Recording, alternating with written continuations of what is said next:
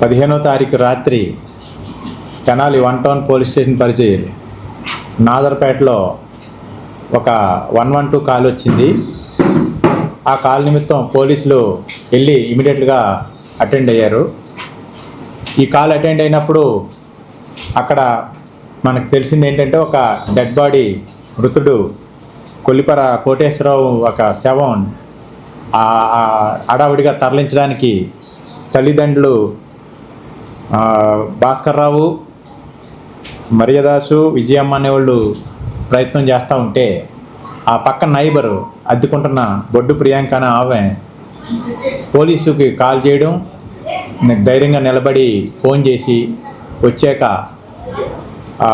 ఈ కంప్లైంట్ మీద మనం కేసు రిజిస్టర్ చేయడం జరిగింది.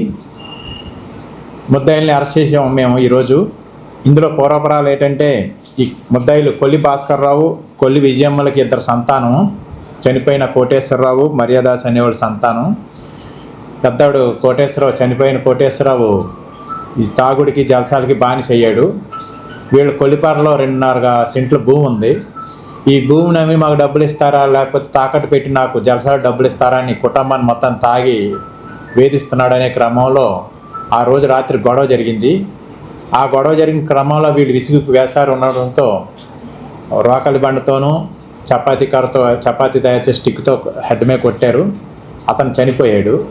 తర్వాత అక్కడ ఉన్న వైర్తో కూడా మెడ పూర్తి కన్ఫర్మ్ చేసుకోవడానికి బిగించారు. ఇవన్నీ చుట్టుపక్కల వారు అరుపులు కేకలిని 112 కాల్కి చేశారు.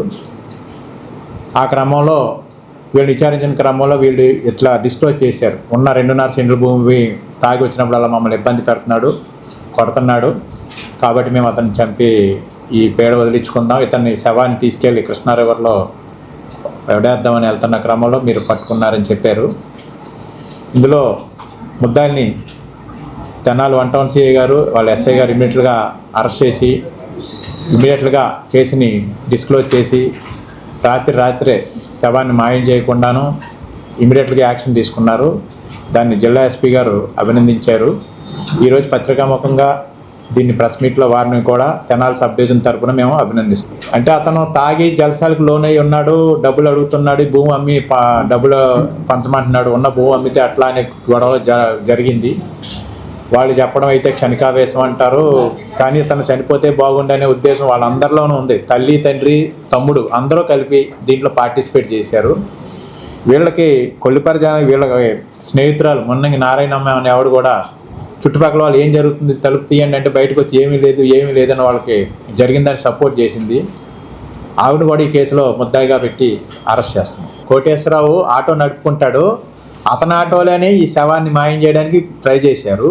తమ్ముడు మర్యాదాసు ఆర్టీసీ ఈ కాంట్రాక్ట్ డ్రైవర్ పనిచేస్తారు. వాళ్ళు ఏం చేయరు. ఈ తగాదా అంతా ఈ 2.5 సెంట్ల భూమి అమ్మదే కుటుంబంలో గొడవ ఎప్పటి నుంచో జరుగుతూ ఉంది. ఇతను పెళ్ళయి కూడా భార్యను కూడా ఇసి వేశారు, భార్య కూడా విడిపోయి వెళ్ళిపోయింది, ఒక్కడే ఉంటాడు, వీళ్ళని ఇబ్బంది పెడుతున్నాడని చెబుతున్నారు. అందరూ ఒకే ఇంట్లో ఉంటారు, అద్దెకుంటారు రేకుల షెడ్లో.